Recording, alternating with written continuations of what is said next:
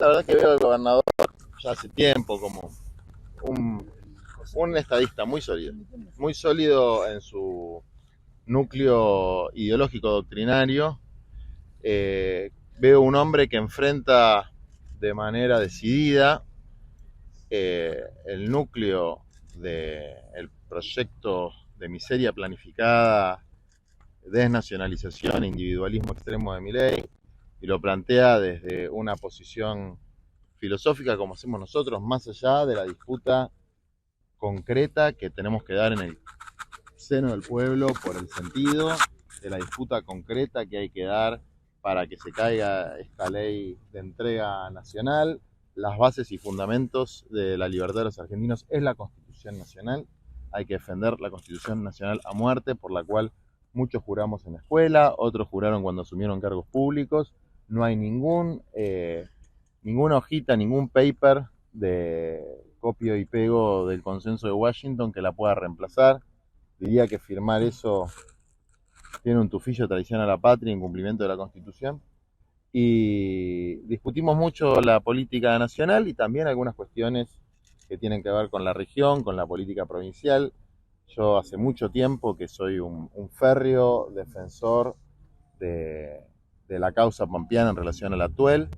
Me parece que ya incluso hay un nivel de malicia que no se puede tolerar porque tienen más agua de la que necesitan, es decir, ya es un poco como para lastimar, ¿no? Es un poco esta idea de la crueldad y, y defender esa causa como dirigente nacional, que tengo a veces voz en medios que llegan a todas las provincias, para mí es importante. También defender algunas políticas públicas como la política de conectividad digital, la política de la leche barata para los pibes de producción mixta, porque la cuestión no es el estadocentrismo ni un sesgo antiempresario, es tener una economía mixta donde el Estado juegue un rol, donde el sector social y cooperativo juegue un rol, donde el sector privado juegue un rol.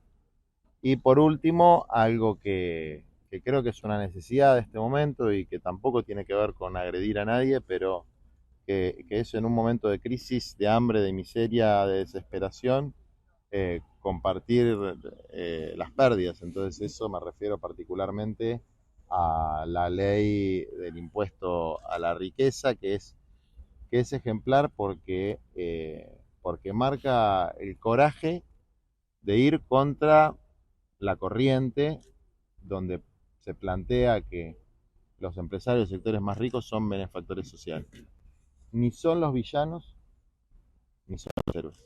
Son personas como todos, que tienen que cumplir una función social, y esa función social es también compartir las ganancias y no solamente las pérdidas, ¿no? Juan, ¿cómo analizás el paro general del día de ayer y qué impactos considerás que va a tener en el tratamiento de la ley bases en el Senado próximamente? El paro es muy contundente, creo que tiene que ver fundamentalmente con algo. A ver, personalmente creo que hay que rediscutir un montón de temas en el mundo del trabajo. Milei hizo un spot el 1 de mayo que es, desde el punto de vista publicitario, muy bueno.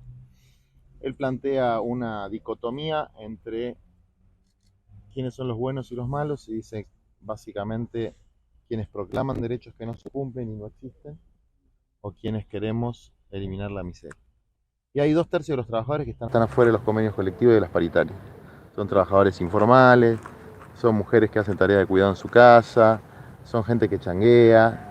Y en ese sentido, Milei plantea nivelar para abajo, es decir, sacarle los derechos a los que todavía los tienen, para supuestamente así, por una cuestión de esas místicas que tiene él, se va a resolver el problema del conjunto. Y nosotros planteamos el camino inverso, que es ampliar los derechos para aquellos que no los tienen, que no son derechos que el Estado da en términos paternalistas, sino que cada persona se gana por la sola razón de ser un laburante, ¿no? De ser un laburante que puede ir en un Rappi, en un Uber, de estar en una cooperativa de reciclado, de estar reciclando solo o cualquier actividad, incluso que algunos de ustedes son lo que se empezó a llamar monotributistas, que esos derechos estén contemplados, aumentar el monotributo en este contexto es una barbaridad, es decir, es todo hood robin, ¿no? Sacarle a los del medio, los están, no quiero ser grosero, vacunando fuerte, a los de abajo también, y a la que eso llamaban la casta política, todos tienen los sueldos por encima de la inflación, todos, tirios y troyanos, y no le han tocado un solo privilegio. Entonces así el paro, que fue muy contundente, del mismo modo que la movilización universitaria fue muy contundente, marcan un creciente descontento que todavía no es tal vez mayoritario, miti-miti, pero con una política y un gobierno que tiene legitimidad de origen, pero va perdiendo su legitimidad en el ejercicio. ¿Hay orfandad política para ese sector que no votó a Milei? Digo, ¿quién está representando esa gente que está enojada y que rechaza el ajuste? Yo creo que sería una mala lectura decir que hay una crisis de representación como el 2001.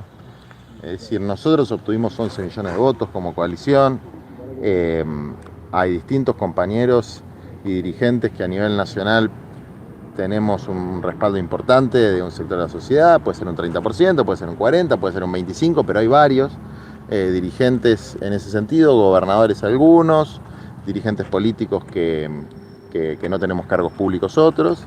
Es decir, hay una representación de la oposición. Lo que hay es una dispersión en términos de la imposibilidad que tenemos hoy de consolidar, primero, un núcleo ideológico doctrinario que pueda plantear una alternativa política, y segundo, para decirlo de alguna manera, ampliar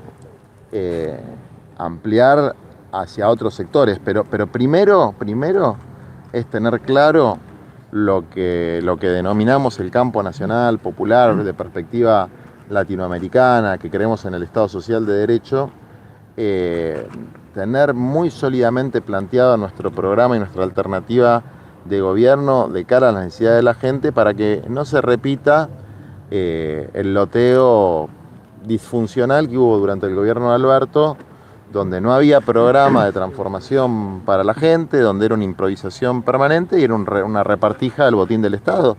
Que esto fue así, y cuando lo dice Milei, en esas cosas hay que decir, el tipo tiene la capacidad de convencer a la gente porque dice la peor de las mentiras, que son las verdades a medias. Entonces nosotros tenemos que mostrar que sus medias verdades son mentiras bien fundadas, digamos, ¿no? Y que hay otro camino, que en la Argentina eso sucedió con errores y aciertos en otros momentos históricos, y que hay gente dispuesta a hoy enfrentar el gobierno deshumanizante, organizar la bronca, recuperar la esperanza y construir la alternativa. Juan, en el 2019 acá en La Paz se gestó un poco la unión del peronismo para ganarle a Macri. ¿Te podés poner esa mochila para reunir ese peronismo o crees que lo tiene que hacer otras personas? Yo creo que hoy hay un esquema más colectivo, ¿no? Que no hay uno que pueda sintetizar absolutamente todo. Fíjense, yo y el gobernador tenemos perfiles totalmente distintos y complementarios en algún punto. Y así podría seguir con otros dirigentes. Y tenemos personalidades distintas, tenemos tradiciones distintas. Yo tengo 20 años de lucha social encima, no me voy a poner un traje o una corbata, soy lo que soy. Ahora estoy en otro rol, pero soy lo que soy.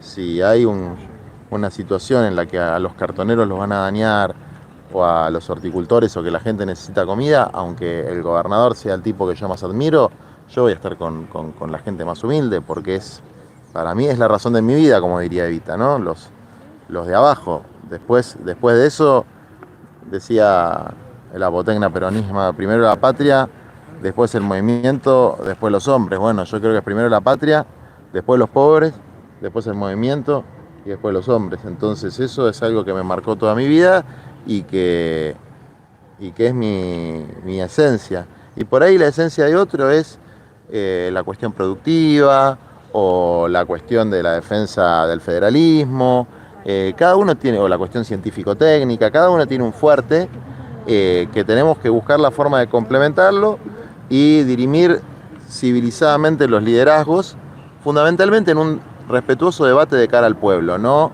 en discusiones de cúpula, ¿no? Porque las prioridades y los perfiles los tiene que definir el pueblo, por lo menos la fracción del pueblo que siente que nosotros podemos hacerle bien a la Argentina y la podemos sacar de esta degradación. ¿Qué percibís que puede llegar a pasar si se aprueba la ley base? ¿Cómo imaginás este país? En el corto plazo no sé cuál es el impacto que tiene, porque lo que impacta en el corto plazo es otra cosa, ¿no? Porque el gobierno tiene la capacidad de generar bombas de humo, ¿viste? Entonces la licuación de los ingresos, que fue brutal, la disimulan con el DNU. El DNU, que es brutal y está vigente, que eso es una vergüenza que esté vigente, y que genera un montón de negociados en contra del pueblo, lo disimulan con la discusión de la ley bases. Y cuando sea la ley bases lo van a disimular con otra cosa. Pero si se aprueba el RIGI, es el régimen de grandes inversiones, la Argentina vuelve completamente al modelo del granero del mundo, es decir, un modelo de prosperidad para unos pocos y de destrucción de la vida para muchos, de explotación y sufrimiento y pobreza para muchos, que ya existe pero se va a empeorar, y que después va a buscar su legitimidad en una deflación. Esto hay que estar pillos con esto porque es un ejercicio de prestidigitación. Vos pensás, la leche estaba a 400 cuando asumió este hombre, ahora está por lo menos a 1200, por lo menos la más barata, y llegará a 1400. Bueno, en algún momento va a bajar a 1300, pero ya te la triplicó. Es lo que está pasando, está bajando. Entonces, en algunos productos está bajando, en otros está subiendo, la inflación sigue siendo positiva, pero ¿qué tenemos que festejar? Una inflación de 9%. Después de que nos clavaron un pass-through, se dice económicamente, después de la devaluación de más del 100%, de 200% de aumento en muchos productos de la canasta alimentaria. Entonces, hay mucha prestidigitación, hay mucha bomba de humo, y igual creo que vamos a bloquearlo en senadores con la fuerza de la gente en la calle y también marcando con claridad la responsabilidad de los que entraron por Unión por la Patria de que no pueden traicionar su mandato electoral. A propósito, los senadores que voten la ley de base también tendrán que hacerse cargo de las consecuencias que puede llegar a generarse. Se van a tener que hacer cargo, antes que de las consecuencias, de la traición a sus votantes, porque nadie los votó para que sean olfas del gobierno de turno. Y esos argumentos de, bueno, le sirve a mi provincia y qué sé yo, insisto, no quiero ser grosero, pero vamos a decir otra expresión. Van a sufrir todos. Roma no paga traidores, así como esta genuflexión con ciertas potencias y ciertos grandes empresarios no trajo $1 de inversiones y no los va a traer, porque Roma no paga traidores. Roma saquea traidores. A los que se entreguen a quien hoy ejerce el poder, por, citando a Evita, por una sonrisa, una cena o unas monedas, yo creo que la gente suya misma, la gente que confía en ellos, lo va a repudiar. Y después, desde luego, hay que hacerlos cargo de las consecuencias, que es un problema que tenemos en Argentina, de una especie de memoria muy corto plazo en nuestro campo político, que un día una figura es un traidor y al otro día es rubio, alto, de ojos celestes y con capa de Superman, digamos, ¿no? ¿Explicar, Juan, que a pesar de todo lo que está pasando, la ley tenga una imagen positiva alta? Porque pasó muy poco tiempo. Si vos agarrás el mismo plazo de tiempo de Alberto o de Macri, tenían imagen del 70%, de la Rúa, más todavía. Yo me fijé eso. A los 150 días, 180 días, ¿qué imagen tenía de la Rúa? 75%. Este hombre tiene que menos de 50 hoy. Entonces, no, claro, uno dice, bueno, pero la profundidad del ajuste implicaría que se deteriore más. Pero bueno, pero no funciona así. La mente humana, nuestra capacidad cognitiva, no. O sea, los que estábamos en contra seguimos estando en contra, los que están a favor, algunos empiezan a mirar, ya en vez de decir bueno, dicen regular bueno, ¿no? En las encuestas. Y después hay un fenómeno en la privada, que efectivamente la privada no quiere que le digan a vos no te salva el mercado, te salva el Estado. No quiere que le digan eso, porque los pibes, como dice Freud, quieren matar al padre y quieren desarrollarse solos, quieren ser independientes. Entonces, y además es mentira que te salva el Estado. No te salva el mercado, no te salva el Estado, es una combinación de cosas, de tu independencia, de tu autonomía, de tu entorno, y desde luego que tiene que haber un criterio de de solidaridad social, de amistad social, que nos acompañe, pero tampoco hay que andar achacándoselo a toda la sociedad diciendo, mirá que papá Estado te va a resolver los problemas, porque es como, viste, un padre que le dice a hijo, todo lo que hiciste en la vida es gracias a mí. Bueno, por ahí hay que hacerlo y andar a hacer más y decir menos, ¿no? Juan, teniendo en cuenta que la única verdad es la realidad y hay mucha gente, muchos votantes de Milei que hoy están desencantados frente a estos recortes, a estos ajustes. ¿Qué mensaje tenés para esas personas? Que también se juega mucho con la culpa. Nadie que votó a Milei, que lo sostenga ahora, nadie tiene la culpa de eso, porque es verdad que lo que había enfrente era la expresión de un fracaso, ¿no?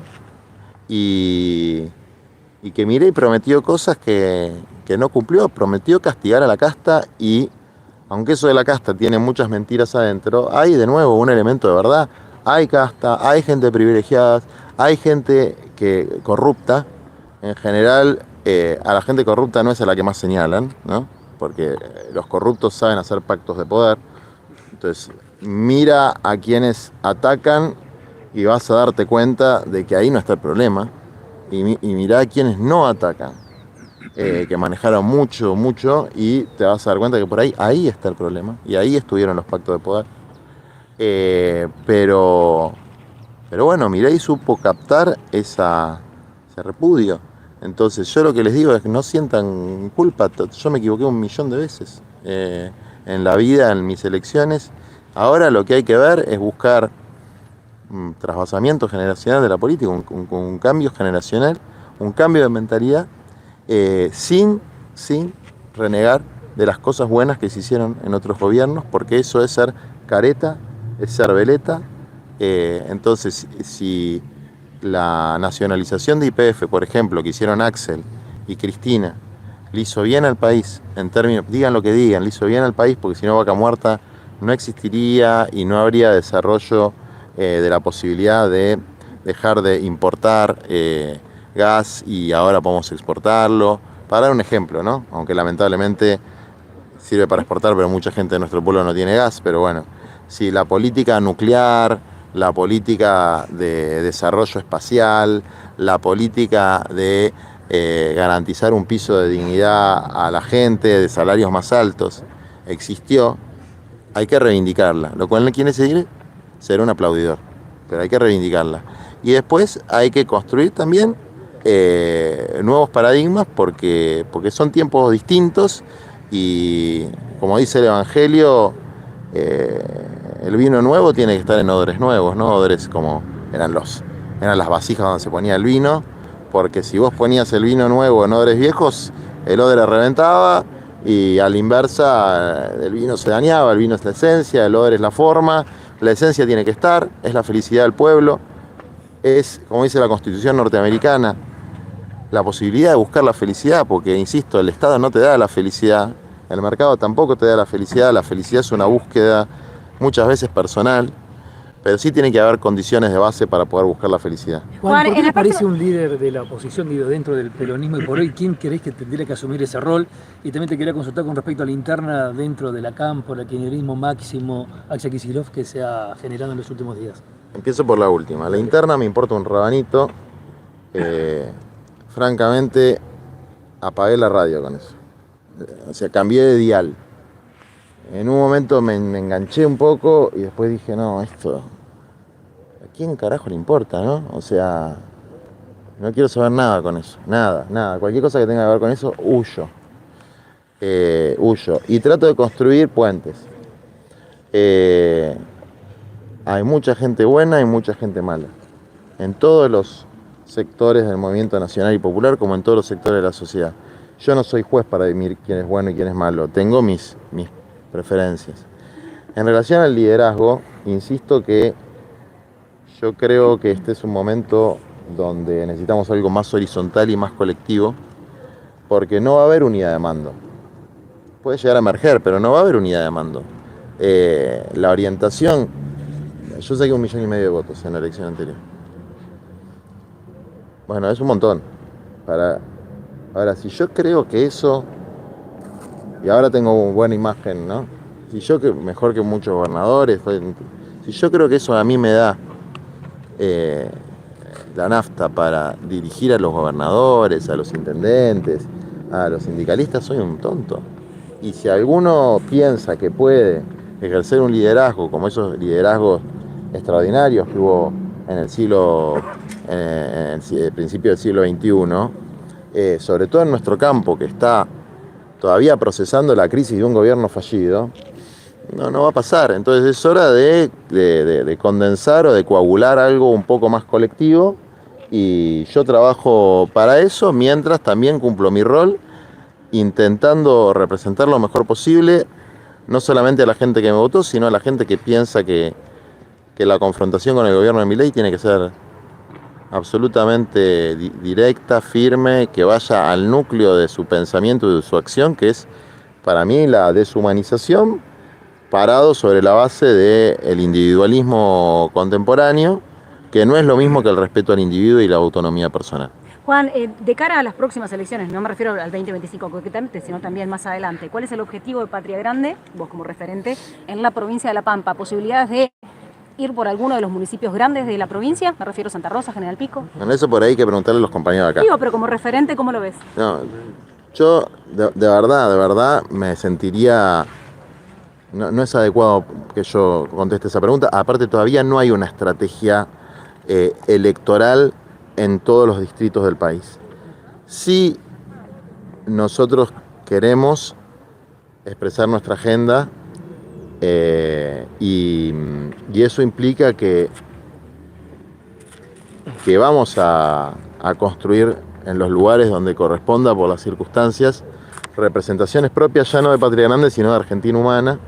Es la plataforma ampliada con la que nosotros estamos predicando y practicando nuestras convicciones, y seguramente eso va a tener una expresión en La Pampa, pero yo soy muy respetuoso de las construcciones en cada territorio, porque creo que uno de los males que tenemos en Argentina es el centralismo porteño. Yo no soy de la ciudad, soy del conurbano, pero bueno, el AMBA es casi una unidad geográfica, hay diferencias culturales, pero es una unidad geográfica, y el federalismo no solamente se predica, sino que se practica, y la idiosincrasia de cada grupo de Argentina Humana, de Patria Grande, tiene que ver con la provincia, con la realidad, con los marcos de alianza que hay acá, con las tareas y los trabajos sociales también respectivos, que aunque no tienen que estar subordinados a la política, influyen, digamos. Nosotros, aunque haya alguien que discursiva e ideológicamente esté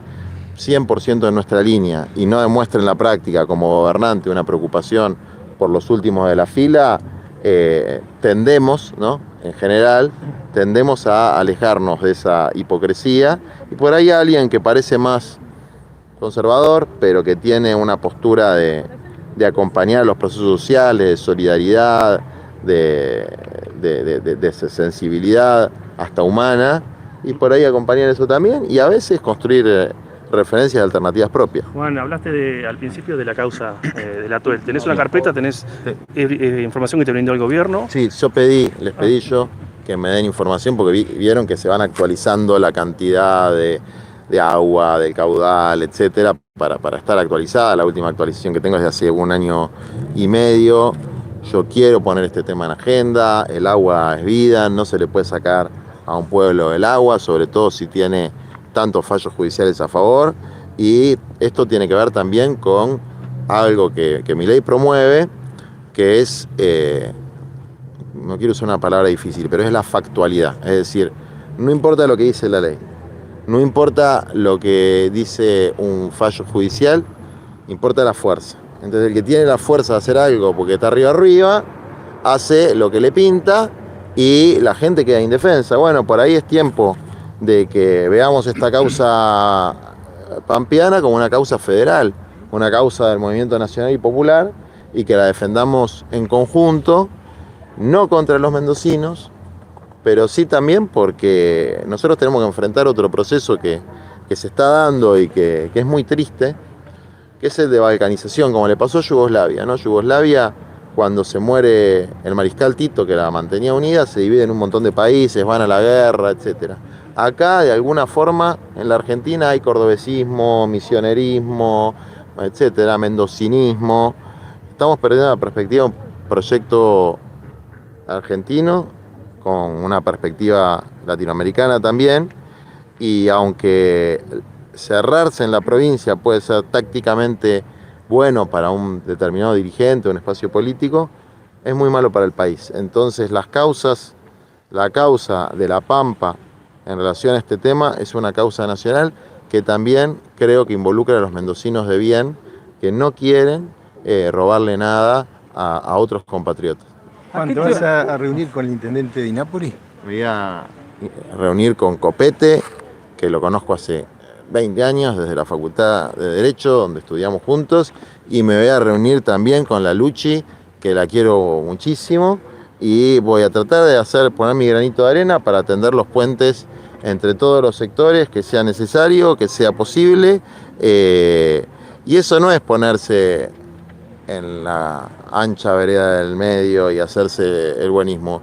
Ustedes, no sé, los que me siguen un poco lo que hago, los que me ven, yo soy muy frontal. Digo lo mismo en público de lo que digo en privado, y cuando me tengo que pelear, me peleo en público también. No creo que las discusiones haya que darlas adentro de cuatro paredes. Yo no creo en eso. Lo que creo es que las discusiones tienen que tener un sustrato profundo, ¿no? Que no hay que pelearse por pavadas.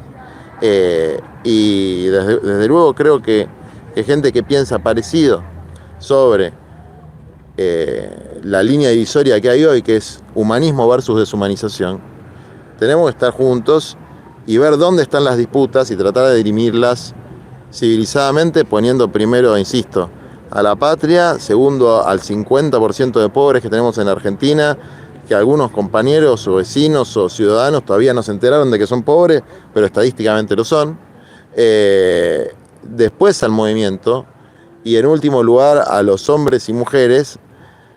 Obviamente esto es fácil de decir, difícil de hacer. Todos tenemos nuestra vanidad, todos tenemos nuestra fragilidad, pero por lo menos hay que intentarlo, ¿no? Y eso es el camino que nosotros elegimos. ¿Cómo están los de abajo? Última. Los de abajo, ¿cómo están con la licuación del potenciar y con comida que no llega a los comedores? Está muy mal porque además hay una cosa muy fea que es, además de hambrear, es humillar. Y voy a decir esto muy rápido porque me tengo que ir, pero el otro día pasó algo paradigmático. Hubo un personaje que se viralizó antes de las elecciones, que era la planera albertista. Era una señora que decía, no, a mí me gusta vivir de planes, yo no hago nada, no laburo, me cagaban los movimientos sociales, entonces decidí tomarme el palo y ya mandar una carta. Esta misma mujer, la semana pasada había una entrevista con la señora Cristina Pérez en La Nación, y dijo, bueno, Cristina Pérez la quería mostrar como un ejemplo de alguien que había evolucionado gracias a Milei, había salido de eso y había empezado a trabajar. Y le pregunta, bueno, entonces dejaste los planes. Y la señora dice, no, yo nunca tuve un plan. ¿Cómo que no? No, esto era una campaña política. ¿Cómo una campaña política? Sí, una campaña política. Pero si vos tenías videos hablando bien de Alberto, y obvio, lo estaba haciendo quedar mal, y se caga de risa la mina. ¿Pero alguien te pagó? No me pagaron, pero yo estoy en contra de esto, de esta gente, despectivamente, ¿no? Entonces es una humillación de decir que los compañeros que se han inventado su propio trabajo no labura, y además destruir lo poquito que se ha podido construir de lo comunitario. Bueno, desde luego lo vamos a enfrentar, y a la larga o a la corta, con la fuerza de la comunidad organizada y de nuestras convicciones y de nuestros valores éticos, espero que con la ayuda de Dios ganemos. Les agradezco.